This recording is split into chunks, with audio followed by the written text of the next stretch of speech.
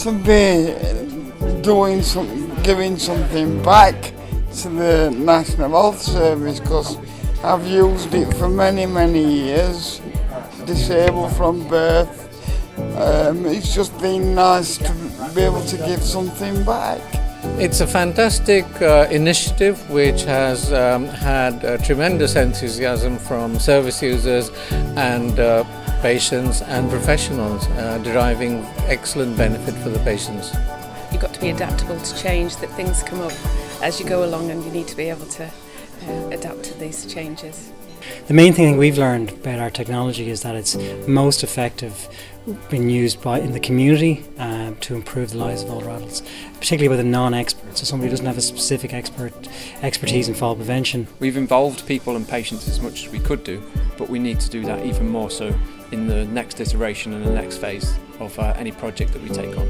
So the big thing we've learned by speaking with health professionals and patients is really that actually there's a lack of confidence and sometimes a bit of lack of a willingness to engage with some of the health technologies around there. Listening to feedback from the patients, the clinicians, the care home workers, it's just really important to listen to everybody to make the service the best that it can be. You have to be flexible in terms of your engagement model, because the programme's constantly evolving and changing, and when you're doing real world testing, things don't always go to plan, so you do have to then try and adapt what you're doing to make it work.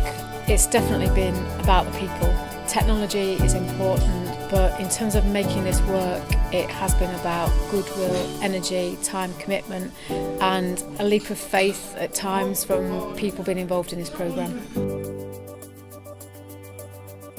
Start the recruitment process as early as possible and get a lot of the ethical regulations and so on out of the way first, and to try and avoid recruitment being anywhere restrictive. So in other words, to maximise the benefit of the programme. If you can try and make it part of your routine early on, it becomes much easier to get on board, get your information submitted quickly. The ambition of the testbed programme overall, the ambition of the NHS Sheffield testbed, and also that of the innovator partners as well.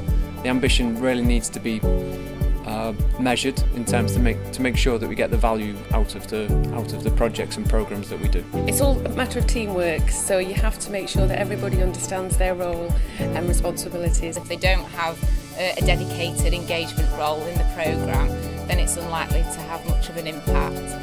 When thinking about how to use technology, make sure that you speak with people, and particularly those that don't use technology, and recognise that there are people out there that for whatever reason don't have the experience, the skills or the confidence to use digital things. And it's important to hear their voices so that they're not excluded from the technologies that people could use to benefit their health. It's all about engagement, so identify who your main stakeholders are and ensure that you get all their feedback at every step of the journey. The iPad's not always that easy to work. We had a few problems with the password, but apart from that, I found it beneficial. Have more time to actually do things. A lot of things have been very last minute and very difficult. Engaging frontline staff, keeping things really simple, keeping the technology simple, so they're just pressing a few buttons and then it works.